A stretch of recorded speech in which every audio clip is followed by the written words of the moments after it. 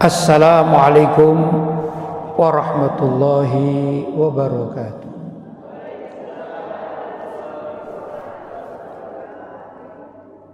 Alhamdulillah, wassalatu wassalamu ala rasulillah Sayyidina Muhammad ibn Abdillah wa ala alihi wa sahbihi wa man walah, wa la hawla wa la quwwata illa billah, amma ba'd.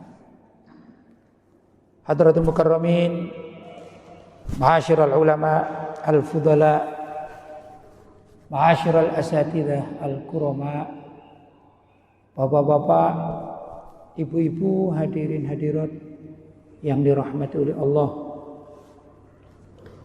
Alhamdulillah, sore hari ini kita bisa bersilaturahim di tempat yang sangat mulia ini. Mudah-mudahan Allah menjadikan silaturahim kita ini pahalanya berlipat ganda. Allahumma amin. Bapak-bapak dan ibu-ibu yang dirahmati oleh Allah, tentunya kita perlu menguatkan rasa keimanan kita kepada Allah dan juga kecintaan kita kepada junjungan kita Nabi besar Muhammad sallallahu alaihi wasallam. Sehingga kita berharap mudah-mudahan kelak Allah SWT meridhoi segala amal ibadah kita hingga kita dipanggil dan masuk ke surganya Allah SWT. Demikian juga mudah-mudahan Nabi Muhammad SAW menerima cinta kita sehingga kelak kita bisa dikumpulkan bersama beliau di surganya Allah Subhanahu wa taala. Allahumma amin. Silaturahim ini salah satu cara untuk menguatkan rasa takwa kepada Allah Subhanahu wa taala. Nah, di tempat yang sangat mulia ini, masjidun min masajidillah, salah satu masjid dari masjid-masjid Allah atau rumah-rumah Allah. Ini juga sebagai saksi bahwa kita pernah bertemu dan berkumpul di tempat ini, bahkan sebenarnya di tempat-tempat yang mulia itu. Entah itu dalam pertemuannya seperti majelis ta'lim, atau pertemuannya dilaksanakan dalam sholat berjamaah dan lain sebagainya. Ini kalau bisa perbanyaklah tempat untuk melaksanakan hal tersebut, karena tempat-tempat itu kelak sebagai saksi di hadapan Allah Subhanahu wa taala. Para ulama kalau masuk masjid terkadang itu tidak mau di satu tempat tapi pindah-pindah. Misalnya ini masjid ya. Sebut sekarang hari Ahad, belum ya. Sekarang hari Sabtu ya. Sabtu sholatnya sebelah sana. Kemudian esok hari Ahad masuk masjid lagi, bergeser 1 meter. Begitu. Senin bergeser lagi ke sebelahnya 1 meter lagi. Terus begitu keliling sehingga diharapkan ini satu ruangan masjid kelak di akhirat menjadi saksi bahwa dirinya ini pernah melaksanakan sholat di tempat tersebut. Wah, ini termasuk saksi. Alhamdulillah juga kita sekarang berada di tempat yang sangat mulia ini dengan banyak saksinya. Saksi ibu-ibu yang sekian banyak ini, dan juga saksi bapak-bapak, dan tadi saksi para aktivis dakwah La Tahzan yang jadi berniat untuk menggalang dana yang akan diperuntukkan demi kepentingan atau sumbangsih kepada masyarakat Palestina yang membutuhkan bantuan dari kita umat Islam, khususnya di Indonesia dan lebih khusus lagi di Batam. Karena kita kalau melihat situasi di Palestina sana, Kasihan saudara-saudara kita ya, yang dibombardir. Mereka hidup tidak tenang. Mereka hidup yang penuh tekanan-tekanan, baik tekanan secara moral atau juga tekanan secara zahir. Bagaimana banyaknya ibu-ibu yang menjadi janda karena suaminya ditembak mati oleh siapa? Pasukan biadab dari kalangan kafir Israel. Belum lagi melihat anak-anak yang bapak dan ibunya, terutama kaum ibu yang tidak sebenarnya bukan golongan orang-orang yang ikut berperang, tapi tertimpa martil-martil, tertimpa basoka-basoka sehingga syahid di hadapan Allah Subhanahu wa taala dan meninggalkan anak-anak kecil yang terlantar. Maka perlu penggalangan dana semacam itu adalah perlu kalau ada kelompok-kelompok ya di antara saudara-saudara kita untuk menggalang dana, entah itu di Palestina atau di tempat-tempat lain. Karena saya juga pernah menggalang dana di Malang, dapat sekian juta. Waktu itu kita sampaikan di masyarakat apa itu dulu, Uyghur, masyarakat Uyghur. Saya sampaikan, kebetulan saya sedang ada dakwah di Kuala Lumpur dan di sana ada perwakilan masyarakat Uyghur dan kita sampaikan sumbangan tersebut. Ternyata luar biasa. Mereka sangat senang dan sangat membutuhkan, menyatakan terima kasihnya dan mereka menghargai upaya masyarakat Indonesia khususnya yang beragama Islam seperti kita-kita ini. Maka kalau ada kelompok-kelompok dari masyarakat khususnya biasanya dari generasi muda ya, membuat langkah-langkah semacam itu, mari kita dukung gerakan-gerakan mereka ya. Apapun yang kita sumbangkan, semakin banyak kita sumbangkan pasti semakin manfaat untuk orang-orang yang memerlukannya ya. Ada macam-macam kegiatan, ada yang kegiatannya itu untuk menyumbang daerah-daerah terkena bencana di seputar Indonesia. Ini juga bagus dan baik. Tapi ada juga yang perhatiannya kepada dunia Islam secara makro. Ini juga baik. Nah, kita saat ini berada pada bulan Sya'ban. Ini adalah bulan yang sangat baik, bulan yang sangat mulia di hadapan Allah Subhanahu wa taala. Bulan yang banyak dilupakan oleh orang. Bulan Sya'ban itu adalah bulan di antara Rajab dan Ramadan. Biasanya orang, kita umat Islam, kalau masuk bulan Rajab itu senang sekali dan banyak yang melaksanakan puasa pada bulan Rajab ya. Begitu. Ini namanya Al-Asyurul Hurum. Bulan-bulan yang dimuliakan oleh Allah Subhanahu wa taala. Ya. Termasuk adalah bulan Rajab. Nah, maka banyak orang yang berpuasa pada bulan Rajab, puasa sunnah maksudnya. Kemudian nanti ntar lagi masuk bulan suci Ramadan. Dan kita sudah bersiap-siap mengatakan ahlan wa sahlan ya Ramadan. Nah yang jadi masalah seringkali bulan Sya'ban ini dilupakan. Maka dulu Nabi SAW pernah melaksanakan puasa hampir sebulan suntuk di bulan Sya'ban. Tatkala ditanya beliau, kenapa ya Rasulullah engkau memperbanyak puasamu, puasa sunnah pada bulan Sya'ban? Maka beliau mengatakan ini bulan Sya'ban ini adalah turfa'ul a'mal, waktunya amal kita sebagai umat Islam, bahkan juga orang-orang seluruh dunia termasuk non muslim itu amal semuanya. Kalau kita amal baik kita ya. Kalau non muslim ya tentu amalannya tidak akan diterima oleh Allah SWT. Baik tidak baik pasti tidak diterima karena syarat untuk diterima dalam masuk Islam.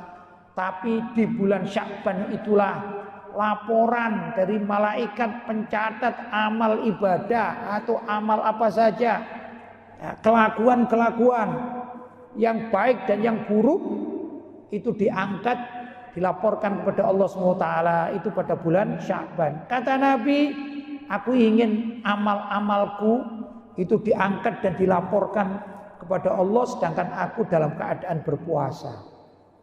Nah, ternyata ada amalan yang kadang-kadang kita ini kurang begitu paham, ya. Dan ini jarang dilakukan oleh masyarakat. Kalau bulan Sya'ban itu kan jarang yang puasa sunnah, sebulan kan jarang ya. Tapi kalau Rajab itu kan sering dengar, oh bapak fulan, ibu fulan,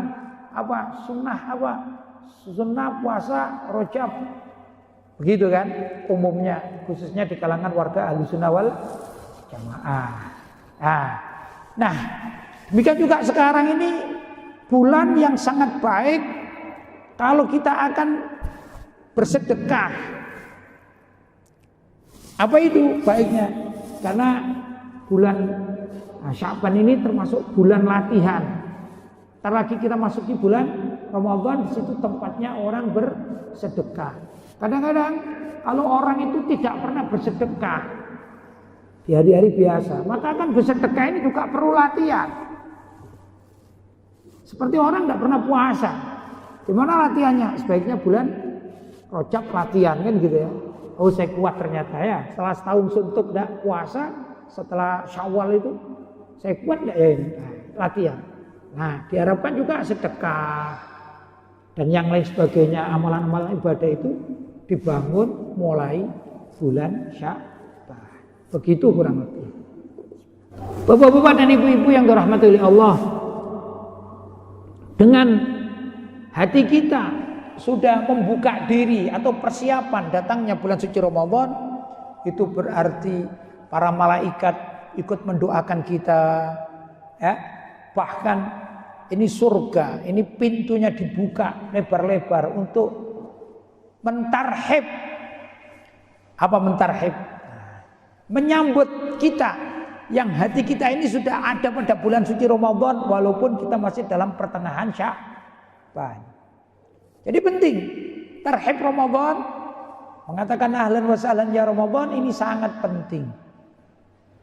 Tapi perlu diketahui, kita kalau sudah hari-hari semacam demikian, ini kan nisfu Sya'ban ya, sudah pertengahan Sya'ban, maka orientasi kita hendaklah mempelajari namanya ilmu hal, ilmu yang wajib dipelajari. Apa itu ilmu hal? Ilmu yang dibutuhkan saat itu. Nah, tatkala kita akan masuk bulan suci Ramadan, maka ilmu hal, keadaan yang sesungguhnya terjadi, yaitu kewajiban kita mempelajari apa dan bagaimana itu puasa pada bulan suci Ramadan. Dan apa saja amalan-amalan yang baik yang harus dilakukan pada bulan suci Ramadan. Entah itu amalan yang wajib, seperti puasa, atau amalan yang sunnah, seperti sholat tarawih, atau juga yang lain sebagainya. Ini namanya ilmu hal. Kalau saya mempunyai harta, yang harta itu kemungkinan besar wajib dizakati karena sesuai dengan nisab atau batasan banyaknya dan sesuai dengan haul atau batasan waktunya. Tapi saya ingin mengeluarkan zakat saya, misalnya zakat mal, zakat perdagangan misalnya, ya. Itu di bulan Ramadan yang sebulan lagi akan masuk. Maka sekarang saya wajib mempelajari ilmu tentang tata cara bayar zakat. Bagaimana menghitungnya zakat tersebut. Begitu. Jadi yang punya toko atau perusahaan, mulai sekarang ini belajar. Namanya ilmu hal, ilmu kewajiban. Ya, zakat saya gimana ini? Kalau tidak tahu, tanya kepada ulama-ulama yang paham. Begitu, atau ustadz-ustadz yang mengerti tata cara menghitung zakat. Ini namanya ilmu hal. Apa ilmu hal? Ilmu yang saat ini wajib dipelajari karena mendekati untuk diamalkan. Itu satu. Itu kalau ilmu zakat. Tapi puasa pun kan perlu ilmunya kan. Mulai kapan ini orang tidak boleh makan? Jadi sahur itu penutupannya jam berapa? Maka para ulama mengatakan sahur itu boleh dilakukan sebelum diawali azan subuh Allahu Akbar, Allahu Akbar. Kalau sudah dikumandangkan Allahu Akbar, Allahu Akbar, maka haram makan, haram minum. Ini harus tahu. Karena ada beberapa masyarakat yang tidak tahu. Saya pernah melihat, menyaksikan. Nah, ini ada bapak-bapak. Kebetulan bapak-bapak yang saya maksud itu perokok. Dia habis makan, sahur. Kemudian dia merokok.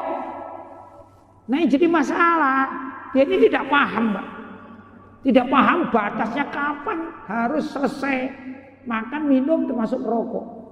Maka ketika dia baru merokok, kemudian azan subuh. Allahu Akbar, Allahu Akbar. Dia bilang, azannya belum selesai. Sayang rokoknya ini lumayan agak mahal nih. Saya nggak tahu rokok apa yang mahal. Di Samsung mungkin ya. Mahal ini. Dia lanjutkan. Karena apa? Belum akhir azan. La ilaha illallah. Ya batal. Ini karena apa? Tidak tahu ilmunya puasa. Kewajiban orang itu adalah mempelajari kapan akhir batas sahur. Akhir batas sahur itu, andai kata kita makan ya, ibu-ibu ya, bapak-bapak ya, pas makan nasi atau minum misalnya. Begitu minum, azan Allahu Akbar, Allahu Akbar, maka makanan atau minum kan harus dikeluarkan. Gitu. Karena sudah masuk waktu subuh. Andai kata dilanjutkan, batal puasanya. Ya, dilanjutkan tadi itu, mau merokok, mau minum, mau makan, ada. Nah, ini kan ada ilmunya. Maka apa? Kewajiban kita adalah belajar ilmu tersebut, berpuasa. Tadi zakat. Nanti ada zakat fitrah yang wajib dilakukan pada saat apa? Ramadan. Zakat fitrah. Nah, zakat fitrah itu adalah zakat makanan pokok. Kalau di Indonesia ya beras. Ya. Bahkan tidak boleh diganti dengan uang. Kadang orang-orang sekarang berpikir rasional katanya. Ah, repot kalau mau apa? Keluarkan zakat fitrah pakai apa ini? Pakai beras, mending pakai uang lebih manfaat. Jadi hanya mengandalkan otaknya saja. Nah, demikian. Maka yang muktamad, pendapat muktamad, kita warga Indonesia ini adalah mengeluarkan minimal 2,5 kilo apa? Beras. Pendapat yang terbaik adalah 3 kilo beras. 3 kilo beras, ini sempurna. Ya. Sudah, jangan diuangkan, jangan. Kasih beras sesuai dengan aturan fikih. Jangan dipikir-pikir, wah, nggak enak itu kasihan berasnya sudah banyak. Loh, urusan mereka punya beras, fuqara masakin itu urusan mereka. Kita harus mengeluarkan beras. Begitu, itu fikih yang mu'tamad. Dan kita kan hidup ini di dunia cuma sekali, masa cari fikih yang pendapat ecek-ecek kan jangan. Pendapat yang sangat kuat. Begitu. Ya. Kadang-kadang kan ada ini dipikir-pikir, alah, enak ngasih uang aja lah, ringan. Janganlah. Itu kalau zakat apa? Fitrah. Jelas ya? Ini ada ilmunya. Maka dikatakan ilmul hal. Jadi dalam menghadapi datangnya bulan suci Ramadan, kita perlu mempelajari ilmul hal. Apalagi yang wajib pada bulan suci Ramadan. Yang itu yang paling wajib puasa sama zakat fitrah ya. Yang lain-lainnya amalannya banyak yang sunnah. Apa itu sunnah? Misalnya kita diperintahkan untuk i'tikaf, tapi ada syarat belajar i'tikaf itu. Siapa saja yang boleh i'tikaf di masjid, maka semua orang boleh i'tikaf kecuali orang laki-laki yang sedang junub, tidak boleh i'tikaf. Kecuali ibu-ibu yang sedang haid, tidak boleh i'tikaf. Kecuali ibu-ibu yang sedang nifas, tidak boleh i'tikaf. Ya, ini juga ada ilmunya. Bukan asal-asalan i'tikaf itu. Enak masjidnya dingin, saya mau ke situ. Loh, kalau udah larangan ya nggak boleh, ya enggak? Nah, begitu.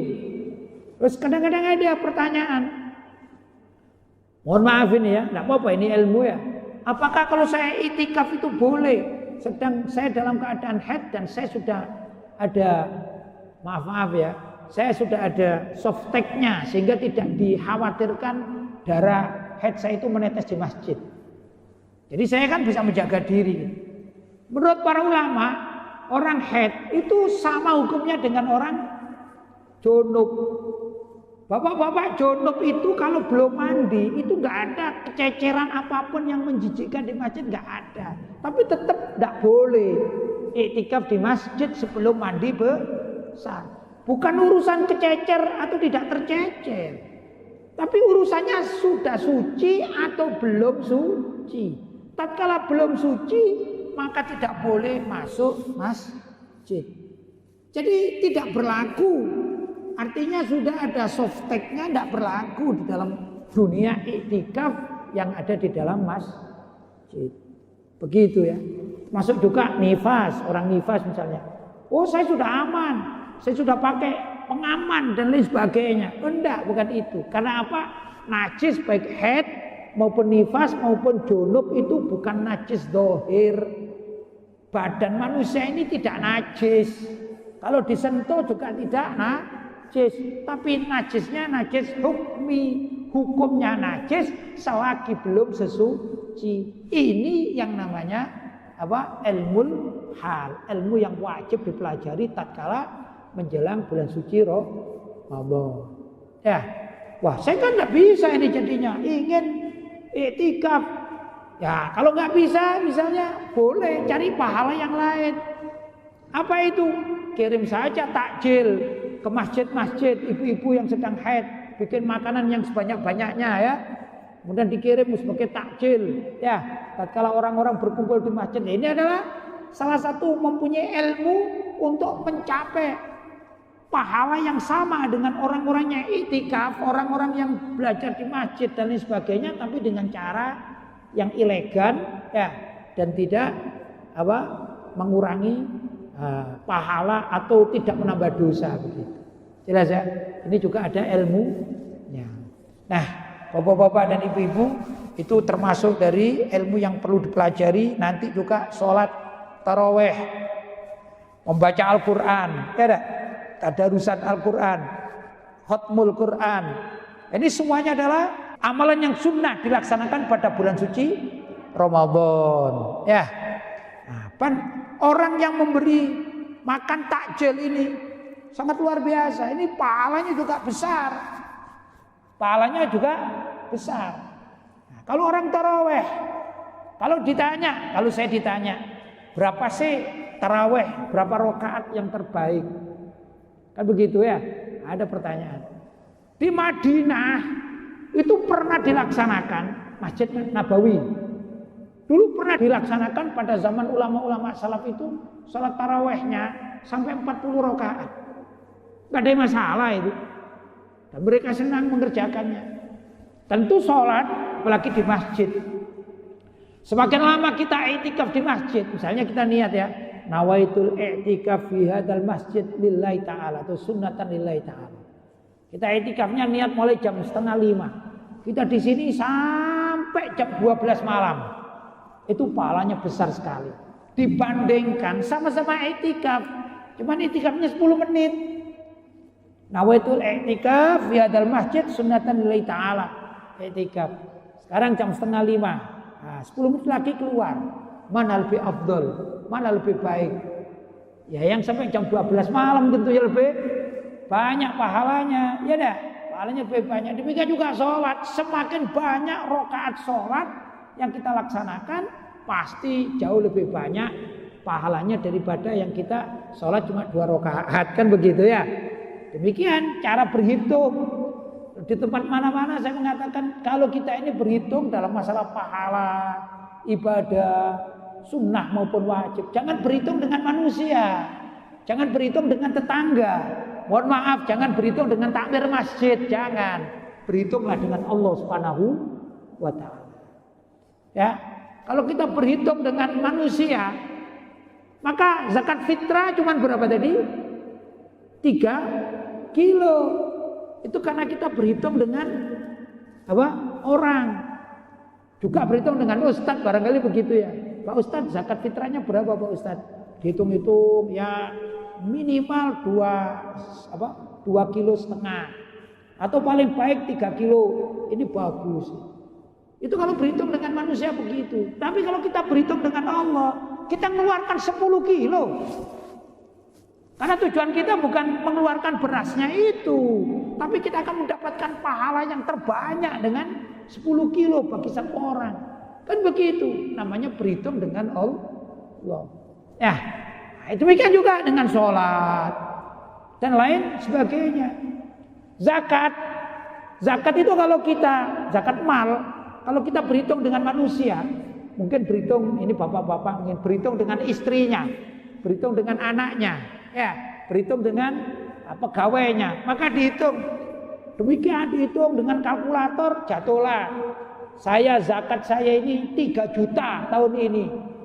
Kemudian ada tambahan 3.100.000, mau mengeluarkan 3.100.000. Misalnya, kata istrinya, janganlah bang, 100 kan kebanyakan ini, ya nah, itu namanya, ya sudah kita 3 juta saja. Ini namanya berhitung zakat dengan istri atau dengan orang lain, ya.